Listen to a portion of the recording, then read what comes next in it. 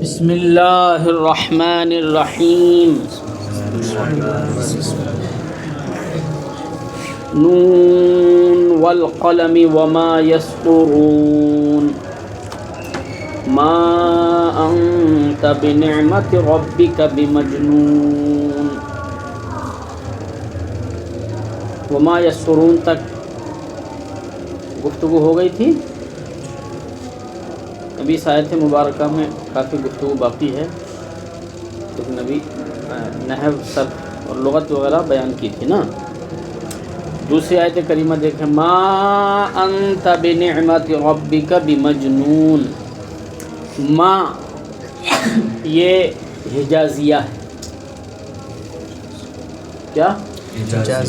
ما مشابہ بلیسا، اس کو ما حجازیہ کہتے ہیں. کیوں؟ کیونکہ اہل حجاز اس کو عامل قرار دیتے ہیں. وَبَنُو تَمِيمٍ لَا يُثْبِتُونَهُمَا. قافیہ میں پڑھا تو ما ولا کو بنو تمیم کیا نہیں قرار دیتے؟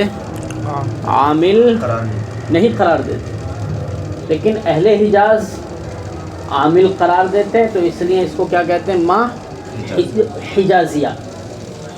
سمجھ رہے ہو؟ قرآن پاک چونکہ اہل حجاز کی لغت میں نازل ہوا ہے، اس لیے قرآن پاک میں ما عامل قرار دیا گیا ہے. کئی ایسی نظیریں ہیں جن میں آپ دیکھیں گے کہ ما جو لیسا کے مشابہ ہے، یہ کیا ہے؟ عامل ہے. ما ہن امہاتہم، بولو ما ہن امہاتہم. تو ہن ضمیر ما کا اسم ہے، امہاتہم ما کی کیا ہے؟ خبر ہے.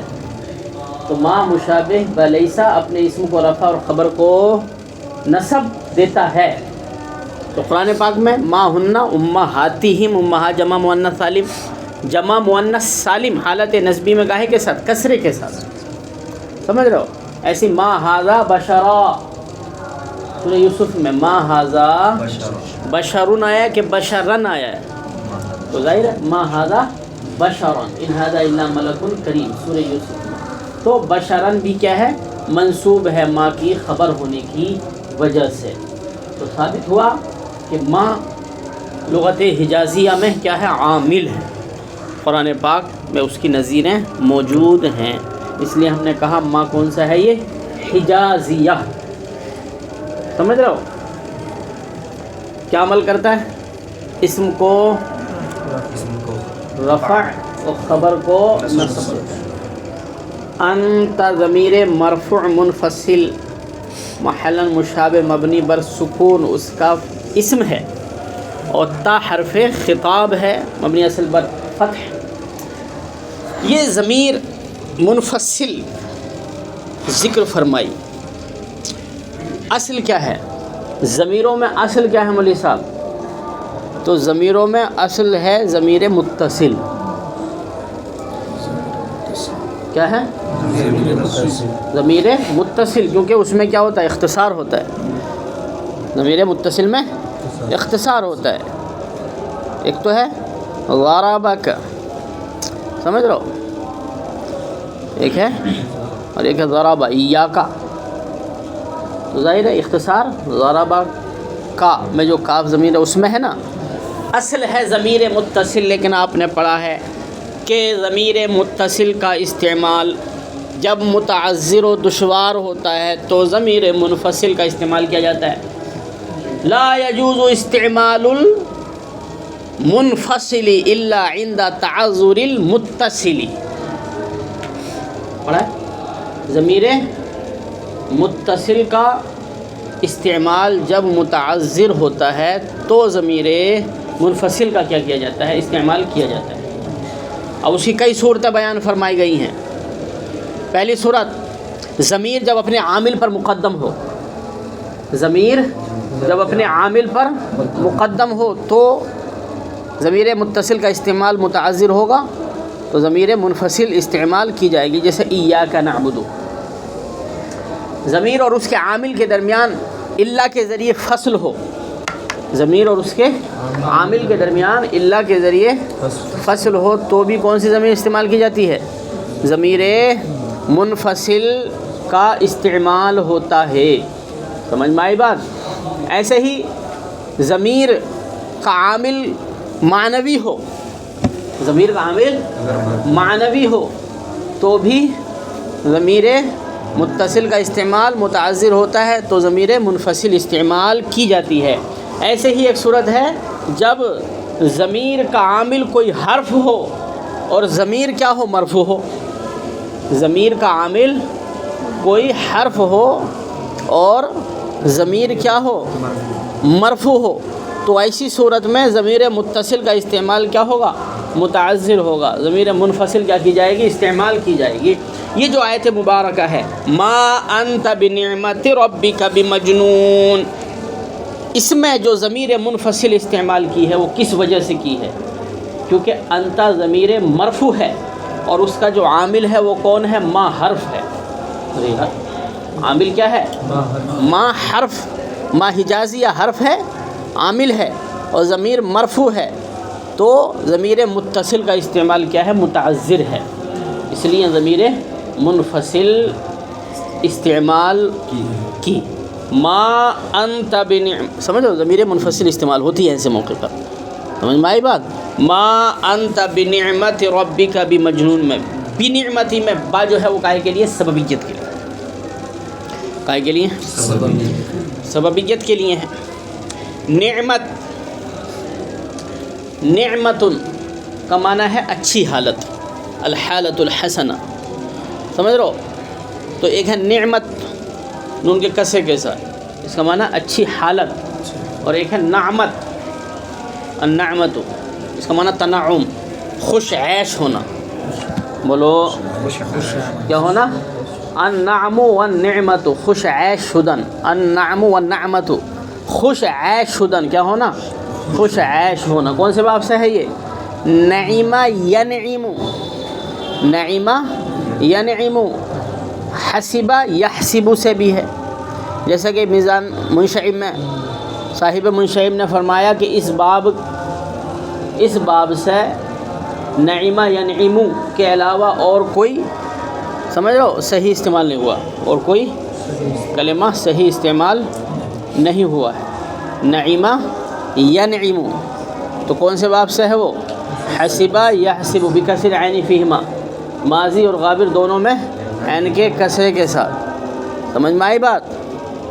اور نعم ینعم نعومتا فہو نعیم کے معنی ہے نرم ہونا، نازک ہونا، وہ الگ معنی ہو کیا؟ نرم و نازک ہونا۔ نعم ینعم سمع یسمع سے بھی ہے، اور نعم ینعم نصر ینصر سے بھی ہے، لیکن باب بدلنے کے ساتھ معنی میں بھی قدر اختلاف ہو جاتا ہے، سمجھ رہے ہو؟ یہ جو ہے نعمتن ہے، نعمتن یہ کاہے کے وزن پر ہے؟ فعلتن کے وزن پر ہے۔ ایک ہوتا فعلتن، ایک ہوتا فعلتن، ایک ہوتا فعلتن۔ آپ نے پڑھا ہے فعلتن کاہے کے لیے آتا ہے؟ مرت کے لیے آتا ہے۔ فعلتن مرت کے لیے آتا ہے، اور فعلتن بولو تعداد چندگی بیان کرنے کے لیے آتا ہے، جیسے لقمتن ایک لقمہ کھائے۔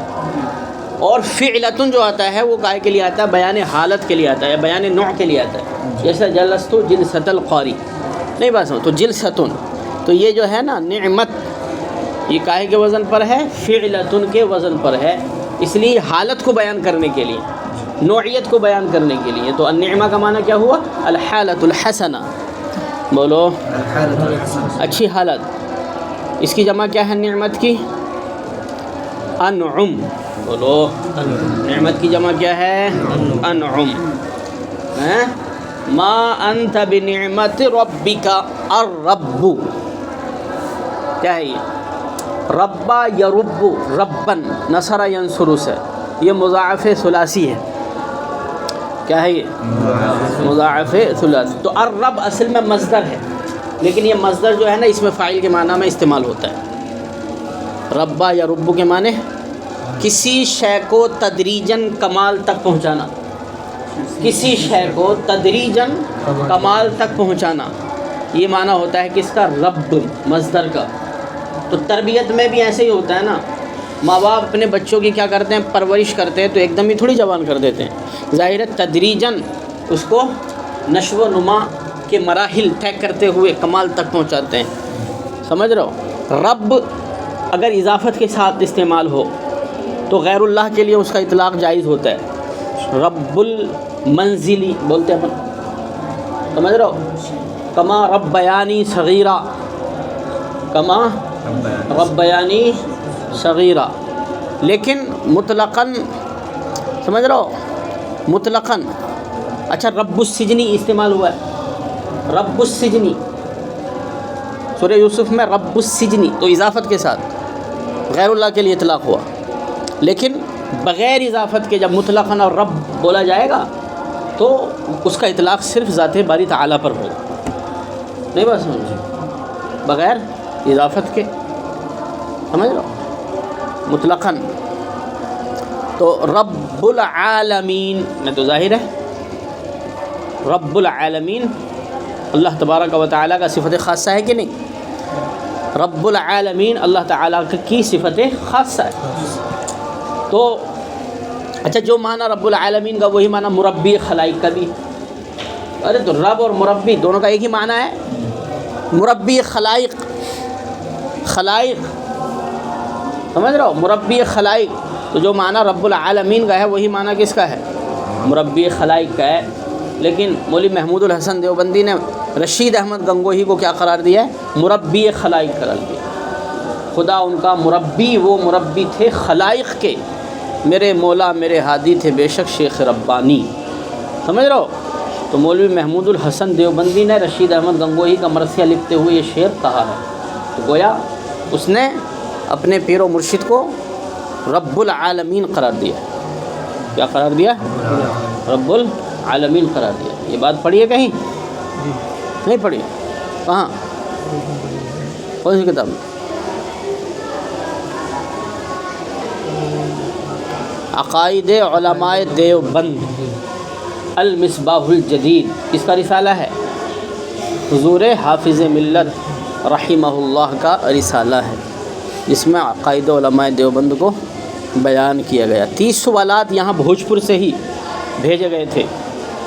جامع مسجد میں جو مزار شریف ہے مولانا عبد المجید میاں رحمہ اللہ کا، انہوں نے اور ان کے چند ساتھیوں نے، سمجھ رہے ہو، 30 سوالات قائم کر کے حضور حافظ ملت رحمہ اللہ کی خدمت میں بھیجے تھے، تو اس کا جواب آپ نے دیا تھا۔ اس کو عقائد علماء دیوبند کے نام سے شائع کیا گیا، اور اس کا جو اصل نام ہے وہ المصباح الجدید ہے۔ کیا؟ پھر مبارک پور کا ایک مولوی حنیف رہبر دیوبندی، اس نے اس کا رد لکھا، سمجھ رہے ہو، مقامع الحدید کے نام سے۔ کیا؟ مقامع الحدید لصاحب مصباح الجدید، لیکن اس کے جواب میں پھر حضور حافظ ملت نے العذاب الشدید لکھا۔ کیا لکھا؟ العذاب الشدید۔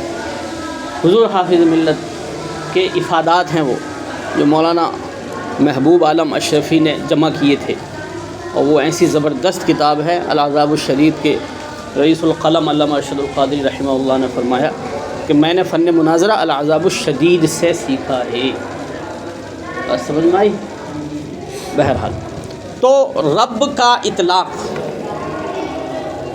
بغیر اضافت کے کس کے ساتھ خاص ہے؟ ذات باری تعالیٰ کے ساتھ خاص ہے، لیکن رب العالمین یہ بھی ذات باری تعالیٰ کا صفت خاصہ ہے، ذات باری تعالیٰ کی صفت خاصہ ہے۔ اچھا، ما انت بنعمت ربک بمجنون، مجنون اس کا معنی ہے دیوانہ، جس میں دیوانگی ہو، سمجھ رہے ہو؟ جنہ یا جنو، جنتن، سمجھ رہے ہو؟ نصرہ ینصرو سے، تو جنتن کا معنی ہے جنون۔ افطرا علی اللہ کذبا ام بہ جنہ، ما بصاحبکم من جنہ، سمجھ رہے ہو؟ تو جنتن کا معنی کیا ہے؟ جنون۔ یہ جو فعل استعمال ہوتے ہیں نا، یہ مجہول استعمال ہوتے ہیں. افعال امراض مجہول استعمال ہوتے ہیں. جیسے زکیمہ، اسے زکام ہو گئی. لقیہ، اسے لقوہ ہو گیا. نہیں بات سمجھ میں؟ تو ایسے ہی اس کو جنہ، کیا پڑھیں گے؟ جنہ یجن، جنہ یجن. تو اب جنہ کا معنی کیا ہوا؟ اصابہ الجن. سمجھ رہے ہو؟ اسے جنون کا عارضہ لاحق ہو گیا. بولو، اسے جنون کا عارضہ لاحق ہو گیا. سمجھ رہے ہو؟ اس میں چھپانے کا معنی ہوتا ہے.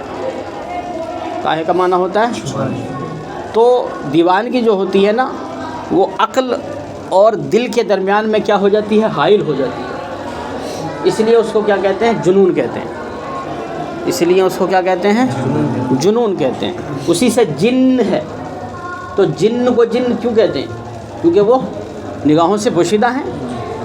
بولو، نگاہوں سے. تو جن کیا ہے؟ اس میں جن سے جمع ہے. اس کا واحد جنیون. جن کیا ہے؟ الجنو، اس میں جن سے جمع، اور اس کا واحد کیا ہے؟ جنیون. سمجھ رہے ہو؟ جن جانن. خلق الانسان من صلصال کالفخار وخلق الجان من، تو وہاں جان سے مراد بھی کیا ہے؟ جن، جنات. نہیں بات سمجھ میں آئی؟ جنتن کہتے ہیں ڈھال کو. جنتن جیم کے ضمے کے ساتھ ڈھال. سمجھ رہے ہو؟ تو وہ بھی کیا کرتی ہے؟ چھپاؤ کرتی ہے، حفاظت کرتی ہے ڈھال. اس لیے اس کو کیا کہتے ہیں؟ سمجھ رہے ہو؟ جنان. جنتن کی جمع جنہ. جنت کسے کہ باغ. تو جنت بھی چونکہ ہماری نگاہوں سے کیا ہے؟ پوشیدہ ہے. اس لیے اس کو کیا کہتے ہیں؟ جنت کہتے ہیں، جس کی جمع کیا ہے؟ جنات. سمجھ رہے ہو؟ جنان بھی کہتے ہیں جنت کو. کیا؟ جنان. نہیں بات سمجھ میں؟ چلیے، تو بمجنون اس میں مفعول کا صیغہ. کہے کا صیغہ؟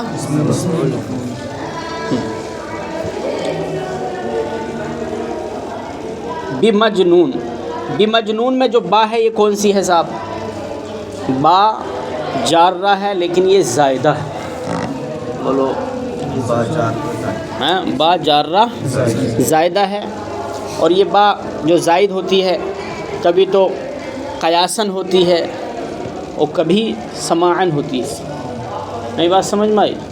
قیاساً ہوتی ہے اور کبھی سماعی طور پر زائد ہوتی ہے. سمجھ رہے ہو؟ تو سماعی طور پر زائد، جیسے وکفا باللہ شہیدہ. تو اس میں فاعل پر با جو زائد ہے وہ سماعی طور پر وکفا باللہ. تو اس میں جلالت جو ہے کفا کا فاعل ہے، اس لیے وہ مرفوع ہے. سمجھ. اور لفظاً کیا ہے؟ مجرور ہے با جارہ کی وجہ سے. سمجھ میں آئی بات؟ ولا تلقوا بأیدیکم الی التہلکہ میں با جارہ ہے، زائدہ ہے. ولا تلقوا بأیدیکم الی التہلکہ. لیکن کبھی با جو ہے نا قیاساً زائد ہوتی ہے. کبھی با قیاساً زائد ہوتی ہے. جیسے لیسا کی خبر پر با جارہ زائد ہوتی ہے. ما کی خبر پر وما اللہ بغافل عما تعملون. ما کی خبر پر با جارہ زائدہ، یہ قیاسی ہے. الیس اللہ بکاف عبدا. بولو، الیس اللہ بکاف عبدا. تو لیسا کی خبر پر با کیا ہے؟ جارہ زائدہ ہے، اور یہ کیا ہے؟ قیاسی. تو یہ ایسی یہاں پر ما انت بنعمت ربک بمجنون میں با جو جارہ زائدہ ہے وہ سماعی ہے کہ قیاسی ہے؟ ارے تو کیا ہے یہ؟ قیاسی. ارے یہ کوئی ایسی بحث نہیں ہے جو آپ نے نہیں پڑھی. ہدایت النحو میں ہے، یہ قائم ہے.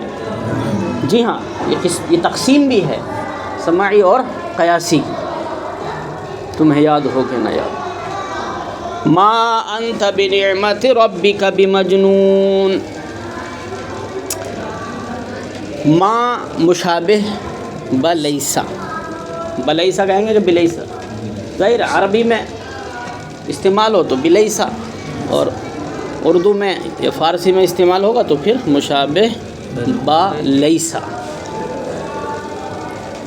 مبنی اصل بر سکون، انتا ضمیر مرفوع منفصل محلا مشابہ مبنی بر سکون، ماں کا اسم ترکیب کر، ماں کا با حرف مبنی اصل بر نعمتی مفرد منصرف صحیح مجرور بکسرہ مضاف، ربی مفرد منصرف صحیح مجرور بکسرہ مضاف الیہ مضاف، کاف ضمیر مجرور متصل محلا مشابہ مبنی بر فتح مضاف الیہ، ربی کا ربی مضاف نے مضاف الیہ سے مل کر، مضاف الیہ کس کا؟ نعمتی کا، نعمتی مضاف نے مضاف الیہ سے مل کر، جار مجرور سے مل کر، بولو جار مجرور سے مل کر ظرف مستقر، بولو کس کا؟ ظرف مستقر، کائنن کا، بولو کس کا؟ کائنن مفرد منصرف صحیح منصوب بفتحہ اسم فاعل، کائنن، کائنن حال واقع ہوگا، کیا واقع ہوگا؟ حال، کائنن اسم فاعل، اور اس میں ہوا انت ضمیر پوشیدہ مرفوع متصل محلا مشابہ مبنی بر سکون، اس کا فاعل، اس میں فاعل اپنے فاعل اور ظرف مستقر سے مل کر شبہ جملہ اسمیہ ہو کر یہ حال واقع ہوگا، کس کا؟ کس کا حال واقع ہوگا؟ بمجنون میں جو انت ضمیر ہے وہ ذوالحال ہوگا، سمجھ رہے ہو؟ تو با حرف جر زائدہ مبنی اصل بر کسر، مجنون مفرد منصرف صحیح مجرور بکسرہ اسم مفعول صیغہ واحد مذکر، اس میں انت ضمیر پوشیدہ مرفوع متصل محلا مشابہ مبنی بر سکون ذوالحال، سمجھ میں آئی بات؟ ذوالحال اپنے حال سے مل کر، بولو شبہ ہے نا، ذوالحال اپنے حال سے مل کر مجنون کا نائب فاعل، اس میں مفعول اپنے نائب فاعل، سمجھ رہے ہو؟ اس میں مفعول اپنے نائب فاعل سے مل کر شبہ جملہ اسمیہ ہو کر خبر کس کی؟ ماں کی، تو یہ لفظاً تو کیا ہے؟ مجرور ہے، لیکن محلاً کیا ہے؟ یہ منصوب ہے، بولو لفظاً تو مجرور ہے با حرف جر زائدہ کی وجہ سے، لیکن محلاً کیا ہے؟ یہ منصوب ہے، کیوں منصوب ہے؟ ماں کی خبر ہونے کی وجہ سے، بولو ماں کی خبر ہونے کی وجہ سے، ماں حجازیہ اپنے اسم و خبر سے مل کر جملے اسمیہ خبریہ ہو کر جواب قسم، بس سمجھ میں آئی؟ جواب قسم، قسم اپنی جواب قسم سے مل کر جملہ قسمیہ انشائیہ، کیا ہوا؟ جملہ قسمیہ انشائیہ، ما انت بنعمت ربک بمجنون، اے محبوب آپ اپنے رب کے فضل سے مجنون نہیں ہو، آپ اپنے رب کے، تم اپنے رب کے فضل سے کیا نہیں ہو؟ مجنون نہیں ہو۔ ولید بن مغیرہ نے حضور پاک صلی اللہ تعالیٰ علیہ وآلہ وسلم کو مجنون کہہ دیا، معاذ اللہ۔ رب تبارک و تعالیٰ کی شان محبوبی کو جلال آیا، اور اللہ تبارک و تعالیٰ نے ولید بن مغیرہ کی مذمت میں، سمجھ رہے ہو، 10 آیتیں نازل فرمائیں۔ یہ جو سورہ مبارکہ کی ابتدائی آیات ہیں وہ اسی سلسلے میں کیا ہوئیں؟ نازل ہوئی۔ ما انت بنعمت ربک بمجنون محبوب، تو یہ سرکار صلی اللہ علیہ وآلہ وسلم کے قلب اقدس کو کیا دینا؟ تسلی رب تبارک و تعالیٰ نے، سمجھ رہے ہو، دی۔ چلو